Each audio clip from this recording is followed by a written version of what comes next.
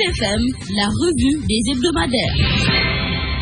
Bonjour à tous, bienvenue chez vous, Baba Diop pour la revue des hebdomadaires. Composition, décomposition et recomposition de la classe politique. La Gazette qui, en médaillon, expose en couverture 6 figures de l'échiquier politique que sont Dansokho, Der, Mbaye Jacques, Abdou Fall, Niass et Djibo Leïtika. Pour dire quoi? Que le pays est pris en otage par ces gens-là. Ce sont les mêmes qui reviennent à chaque fois que la transhumance fausse l'idéal de l'alternance, que les mouvements citoyens s'affichent comme la nouvelle recette. Et enfin, la société civile est incapable de changer le système, constate la Gazette. La Gazette qui ajoute que les mouvements citoyens offrent une voie de contournement pour transhumer vers le parti au pouvoir, et la Gazette de dresser avec photo à l'appui la liste non exhaustive de ceux et celles qui transhument vers les végétations luxuriantes du pouvoir. Si certains sont arrivés à destination, d'autres sont en route, dit encore la Gazette.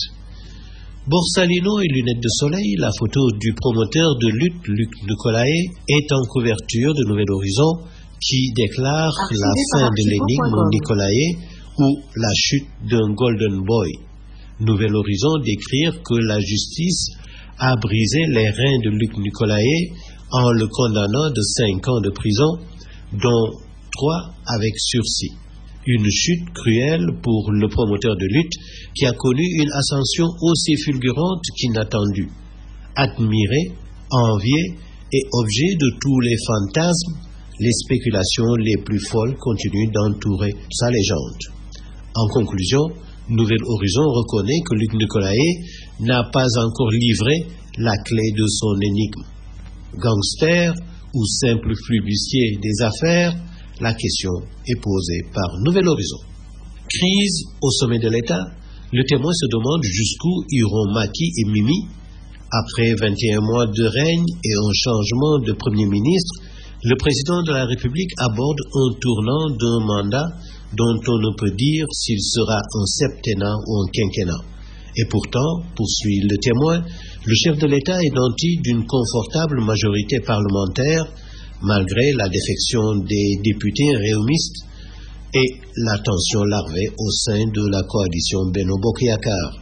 Le Témoin constate que le président lui-même monte plus souvent que jamais au créneau pour annoncer de grands projets d'infrastructure comme pour apporter la contradiction à ceux qui lui reprochent, non sans raison, un manque de vision.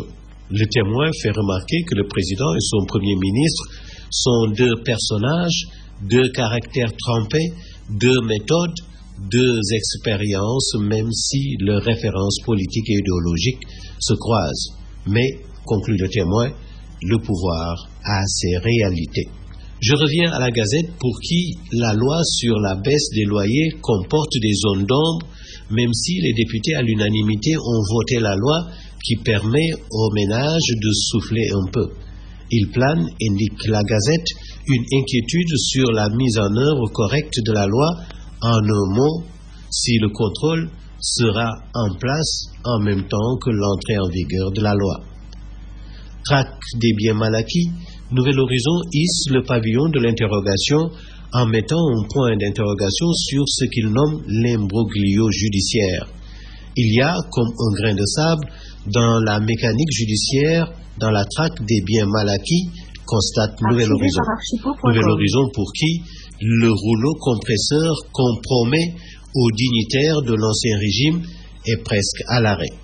Entre une CREI devenue aphone et un procureur de la République, en revanche, trop bavard, ça sent l'imbroglio judiciaire, affirme Nouvel Horizon. Aïda Nyong, ange ou démon, le Témoin écrit que ni Crésus, ni Job, ni ange, ni démon, Aïda Nyong a acquis sa fortune au contact de l'État, et ce, de manière pas toujours très catholique. Ses avocats en ont en tout cas trop dit, ce qui enfonce la femme d'affaires libérale, fait observer le Témoin. Le Témoin ouvre ses pages au numérique pour signaler le passage de l'analogique au numérique en 2015 au Sénégal. De gros enjeux financiers se dessinent. La Gazette parle de sévères réquisitoires du procureur contre Aïden Young. La Gazette rend un vibrant hommage au regretté Oumar Ndao, homme de lettres, dramaturge, qui avait en charge la culture à la mairie de Dakar. Vous me retrouverez la semaine prochaine avec une bien meilleure voix. Excellente semaine à tous. Sud FM, l'info, c'est ici.